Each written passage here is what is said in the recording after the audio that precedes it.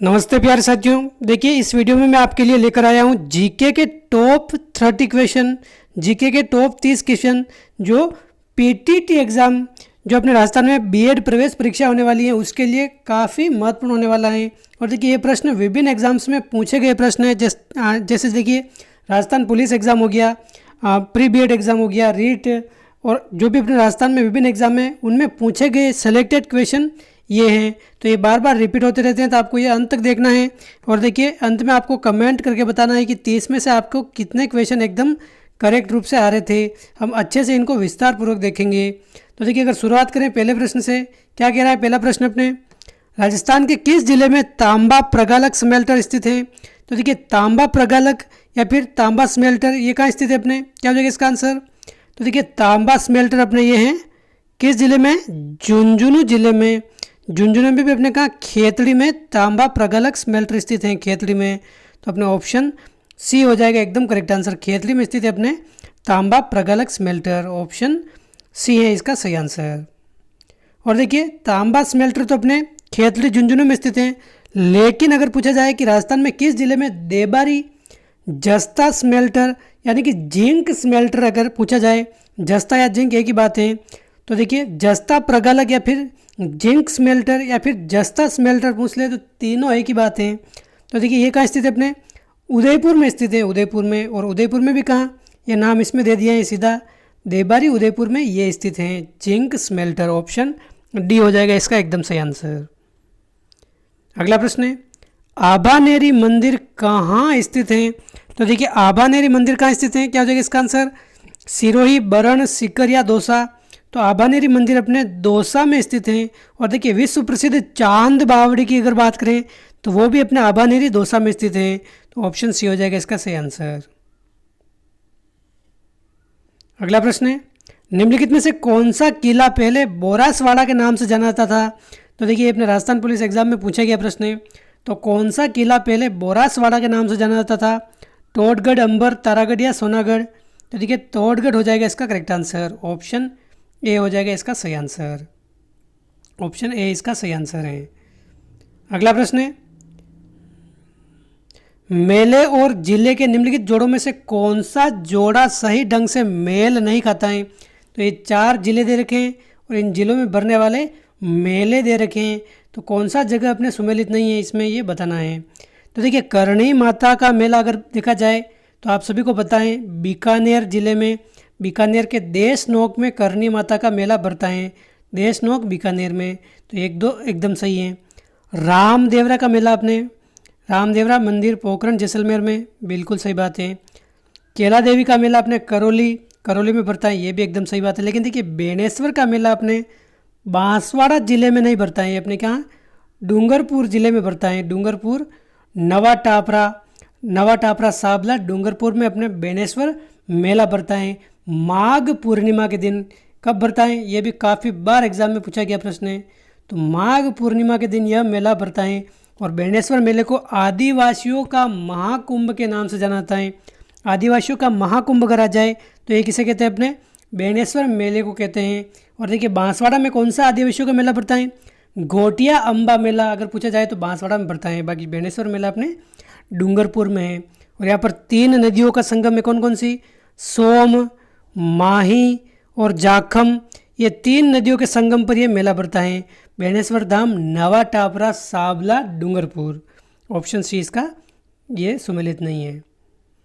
अगला प्रश्न है तिलवाड़ा बाड़मेर राजस्थान के निम्नलिखित में से किस लोक देवता से जुड़ा हुआ है। तो क्या हो जाएगा इसका आंसर, रामदेव जी, मल्लीनाथ जी, शीतला माता या मावा जी। तो देखिए तिलवाड़ा बाड़मेर की अगर बात करें तो ये मल्लीनाथ जी से संबंधित हैं, मल्लीनाथ जी। और ये अपने एक तरह से राजस्थान का सबसे प्राचीन मेला है ये तिलवाड़ा बाड़मेर मल्लीनाथ जी।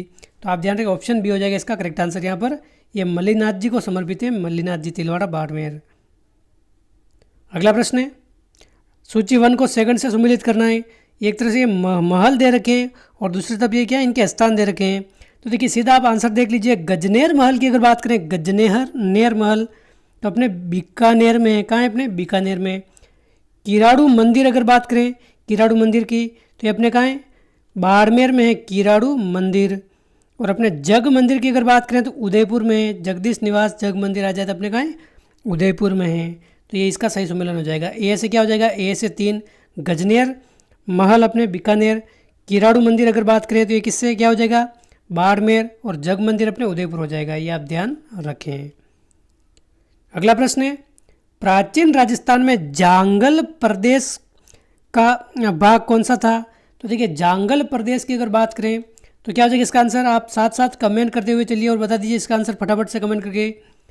तो देखिए बीकानेर, बांसवाड़ा, धौलपुर या अलवर, क्या हो जाएगा इसका सही आंसर। आंसर आप कमेंट करके बताइए फटाफट से। तो देखिए इसका आंसर क्या हो जाएगा, अपने बीकानेर हो जाएगा। मुख्य रूप से अगर बात करें तो अपने बीकानेर है। बीकानेर के अलावा अपने चूरू, गंगानगर, हनुमानगढ़, ये कुछ क्षेत्र ये भी अपने जांगल प्रदेश में आते थे। तो बीकानेर चूरू हो जाएगा इसका सही आंसर। तो ऑप्शन ए इसका सही आंसर है। बीकानेर अपने जांगल प्रदेश के नाम से जाना जाता था। अगला प्रश्न है, आबू के शिलालेख के लेखक कौन है। तो देखिए आबू के अभिलेख या शिलालेख का लेखक कौन है, अपने शुभचंद, पार्श्वचंद, कर्मचंद या दीपचंद।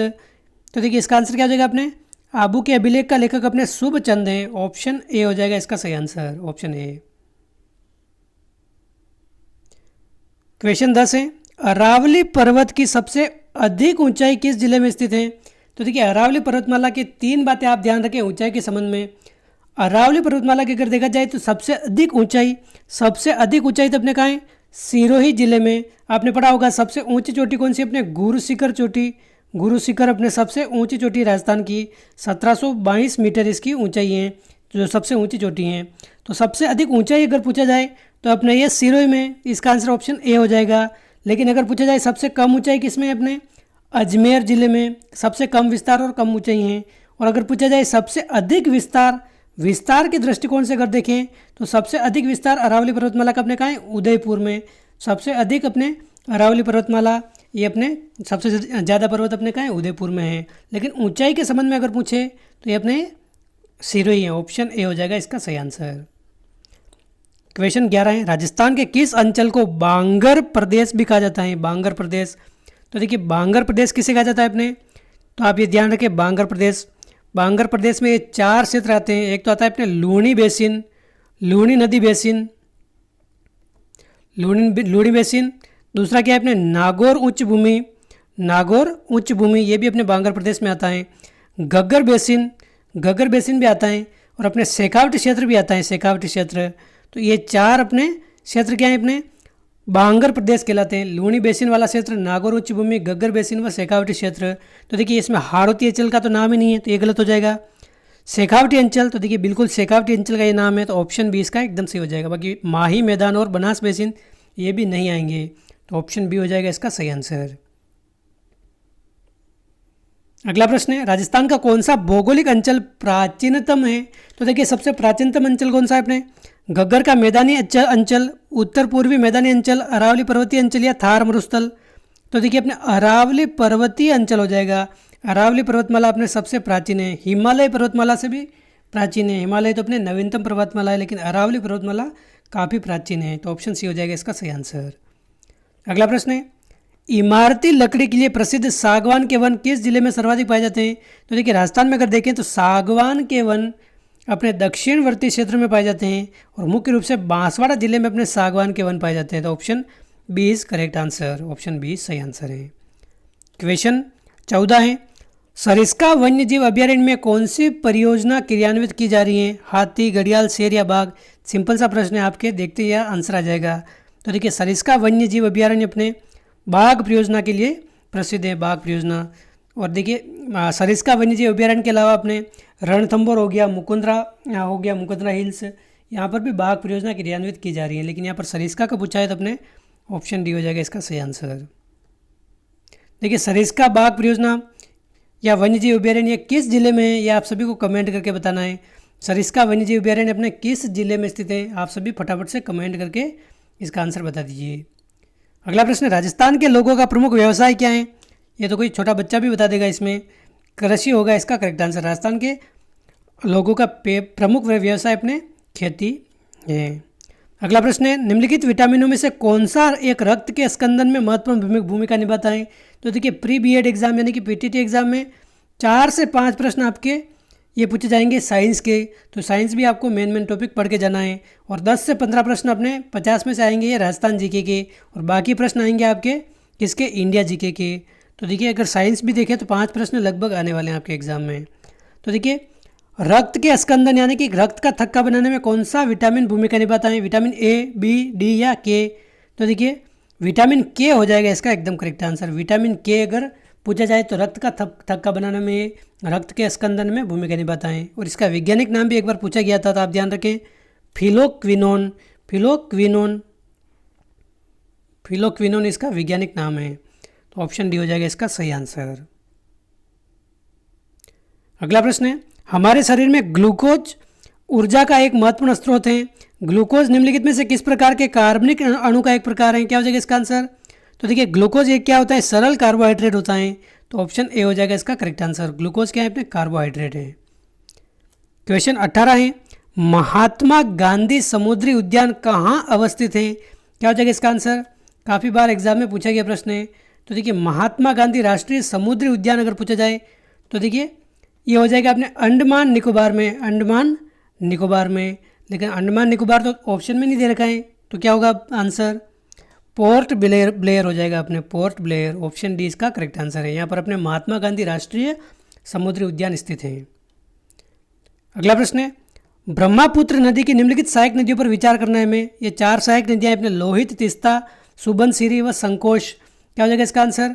ये क्या पूछा है इसमें, पश्चिम से पूर्व यानी कि इधर से इधर अपने ये इसका क्रमबद्ध करना है। तो देखिए अगर इन चारों नदी में देखें, लोहित, तीस्ता, सुबनसिरी व संकोश में, तो देखिए सबसे पश्चिम में अपने कौन सी इन चारों में, ये अपने तीस्ता है, तो 2 पहले आ जाएगा। उसके बाद में अगर बात करें तो लोहित, सुबनसिरी व संकोश में, तो अपने संकोश आती है उसके बाद में। फिर आती है अपने कौन सी, सुबनसिरी, तो ये 3 आती हैं। फिर आती है अपने अंत में लोहित, तो ये तो 2 4 3 1 हो जाएगा। तो 2 4 3 1 किसमें, ये ऑप्शन 1 हो जाएगा इसका करेक्ट आंसर। ये ब्रह्मपुत्र नदी के बारे में, नदियों के बारे में भी एक प्रश्न पूछा जाता है। अगला प्रश्न, निम्नलिखित में से कौन सा या कौन से संवैधानिक निकाय हैं। तो देखिए संवैधानिक निकाय कौन सा है अपने, देखिए संवैधानिक निकाय क्या होता है, ऐसा निकाय या फिर ऐसा संगठन जिसका उल्लेख अपने संविधान में किया गया है। तो ऐसा कौन सा है अपने, राष्ट्रीय अनुसूचित जनजाति आयोग, राष्ट्रीय महिला आयोग, राष्ट्रीय अल्पसंख्यक आयोग या राष्ट्रीय मानव अधिकार आयोग। तो देखिए महिला आयोग, अल्पसंख्यक आयोग और मानव अधिकार आयोग, ये तो इनका तो अपने मूल संविधान में कोई उल्लेख नहीं है, ये तो अपने कानून बनाकर उसके तहत ये बनाए गए हैं, एक अधिनियम के तहत। लेकिन राष्ट्रीय अनुसूचित जनजाति आयोग, इसका अपने संविधान में उल्लेख दे रखा है, संविधान में उल्लेख दे रखा है। तो इसका आंसर क्या हो जाएगा अपने, ये अपने केवल ये जो फर्स्ट है ये वाला क्या हो जाएगा अपने, संवैधानिक आयोग हो जाएगा। बाकी सभी क्या है, विधि के तहत बनाए गए हैं, तो वैधानिक आयोग है बाकी सभी। इससे संबंधित अनुच्छेद कौन सा है अपने, 338A, इसमें अपने इसका उल्लेख दे रखा है, राष्ट्रीय अनुसूचित जनजाति आयोग। तो आंसर क्या हो जाएगा अपने, ऑप्शन 1 हो जाएगा इसका करेक्ट आंसर। अगला प्रश्न है, निम्नलिखित में से किसका या किनका राजपूत चित्रकला में चित्रण नहीं किया गया है। तो देखिए राजपूत चित्रकला शैली में कृष्ण की कथाएं, इसका उल्लेख है अपने, राग और रागिनियाँ, इसका चित्रण किया गया है। हमजा के कार्य और बाबर के कार्य, इसका उल्लेख या फिर चित्रण नहीं किया गया है। तो ऑप्शन यहाँ पर क्या पूछा है, किसका चित्रण नहीं किया गया है। तो 3 और 4 इसका चित्रण नहीं किया गया है, तो ऑप्शन सी हो जाएगा इसका करेक्ट आंसर। इसका चित्रण नहीं है 3 4 का। देखिए राजपूत चित्रकला शैली में मुख्य रूप से अगर बात करें तो जैसे 12 मासा चित्र हो गया, गीत गोविंद हो गया, मतलब हिंदू शैली का मुख्य रूप से प्रभाव है। जयपुर में मतलब मुस्लिम शैली का भी प्रभाव है, लेकिन हमजा के कार्य और बाबर के कार्य इसमें चित्रित नहीं किए गए हैं। तो आप ये ध्यान रख सकते हैं। अगला प्रश्न है, शिक्षा का अधिकार भारत के संविधान के मूल अधिकारों में किस संशोधन द्वारा जोड़ा गया था। देखिए ये प्रश्न कई एग्जाम में रिपीट हो चुका है, रीट में भी 2 बार आ चुका है, पीटीटी एग्जाम में आ चुका है, बीएसटीसी एग्जाम में आ चुका है। तो आपको ये ध्यान रखना है, शिक्षा का अधिकार भारत के संविधान में मूल अधिकारों में अपने 86वें संविधान संशोधन के तहत जोड़ा गया था। 86वें संविधान संशोधन, तो संविधान का 86वां संशोधन अधिनियम 2002 के तहत ये मूल अधिकार में जोड़ा गया था। तो ऑप्शन ए हो जाएगा इसका सही आंसर, ऑप्शन ए इसका सही आंसर है। अगला प्रश्न है, निम्नलिखित कथनों पर विचार कीजिए। रुमिनदेई के स्तंभ पर उत्कीर्ण लेख अशोक के धम्म का सुस्पष्ट विवरण देते हैं।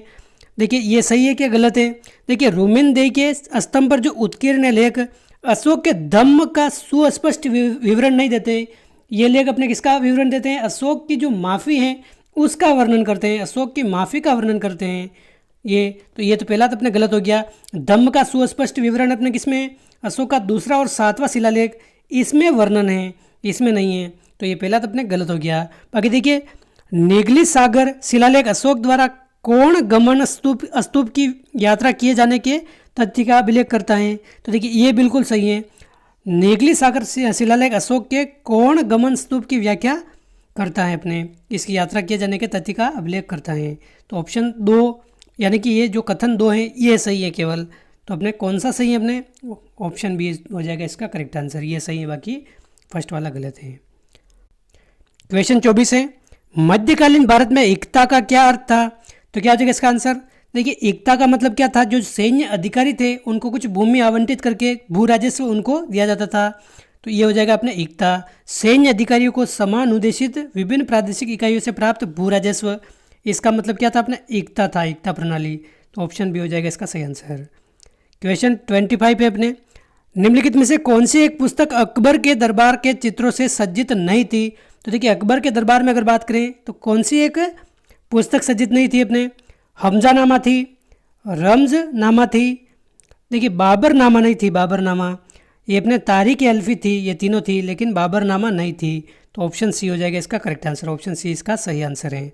हमजानामा है, रमजानामा है, तारीख अल्फी है, बाबरनामा नहीं है। अगला प्रश्न है, निम्नलिखित भाषाओं में किस एक को भारत के संविधान की 8वीं अनुसूची में मान्यता नहीं दी गई है?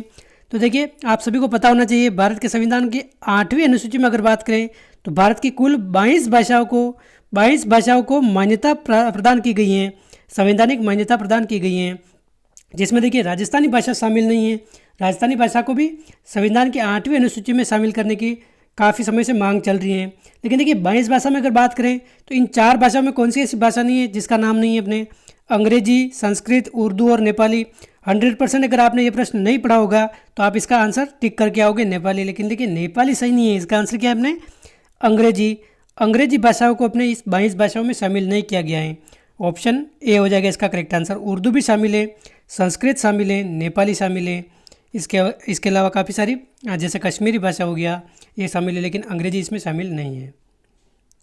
अगला प्रश्न है, हजारा राम मंदिर किस राज्य में था? तो देखिए, हजारा राम मंदिर अपने अवध, त्रावणकोर, विजयनगर व अहोम।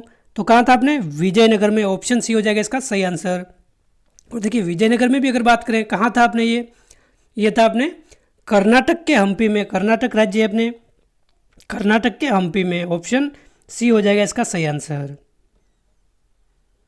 क्वेश्चन 28 है, निम्नलिखित में से भारत के संविधान के किस एक अनुच्छेद या फिर अनुसूची का संबंध स्वशासित जिला परिषदों से है? तो देखिए, स्वशासित जिला परिषदों से संबंध किसका है? अपने 8वीं अनुसूची, इसका तो नहीं है। धारा 370 अपने कश्मीर से संबंधित थी, ये भी नहीं है। अनुच्छेद 250 भी नहीं है। अपने 6ठी अनुसूची का संबंध अपने स्वशासित जिला परिषदों से है। तो ऑप्शन सी हो जाएगा इसका सही आंसर। क्वेश्चन 29 है, विश्व स्तर पर प्रत्येक वर्ष की मानव विकास रिपोर्ट किसके द्वारा प्रकाशित की जाती है? तो देखिए, विश्व स्तर पर अगर बात करें तो प्रत्येक वर्ष मानव विकास रिपोर्ट यानी कि ह्यूमन डेवलपमेंट इंडेक्स, ये अपने यूएनडीपी इसके द्वारा जारी की जाती है। यूएनडीपी का अगर फुल फॉर्म देखें तो क्या है? अपने संयुक्त राष्ट्र विकास कार्यक्रम, संयुक्त राष्ट्र विकास कार्यक्रम इसके द्वारा जारी की जाती हैं। तो ऑप्शन सी हो जाएगा इसका एकदम से सही आंसर। और इस वीडियो का अंतिम प्रश्न है, 30वां प्रश्न, प्रारंभिक भारत में अग्रहार क्या था? आपने तो देखिए, सभी कमेंट करके बताइए एक बार आप फटाफट से, अग्रहार क्या था? आपने तो देखिए, ब्राह्मणों को जो अनुदान गांव या भूमि दी जाती थी उसका नाम क्या था? अपना उसको क्या कहते थे? अपने ये अग्रहार कहते थे। यानी कि ब्राह्मणों को कुछ गांव दे दिया जाता थे राजा के द्वारा, अनुदान गांव या फिर भूमि, उसको अग्रहार कहते थे। तो ऑप्शन ए हो जाएगा इसका सही आंसर। तो दोस्तों, 30 इस वीडियो के हमने प्रश्न देखे, महत्वपूर्ण प्रश्न, पिछले एग्जामों में पूछे गए प्रश्न हैं। उम्मीद है आपको ये वीडियो पसंद आया होगा। आप कमेंट करके बताइए कितने क्वेश्चन आपको एकदम करेक्ट आ रहे थे। और देखिए, लगातार रूप से हम अच्छे क्वेश्चन लेकर आते रहते हैं इस चैनल पर। तो वीडियो आपको अच्छा लगा तो लाइक ज़रूर कर दें, अपने दोस्तों के साथ भी शेयर करें, और आप इस चैनल पर पहली बार आए तो आप सब्सक्राइब ज़रूर करके जाएँ। तो इस वीडियो में बस इतना ही। जय हिंद, जय भारत, मिलते हैं अगले वीडियो में।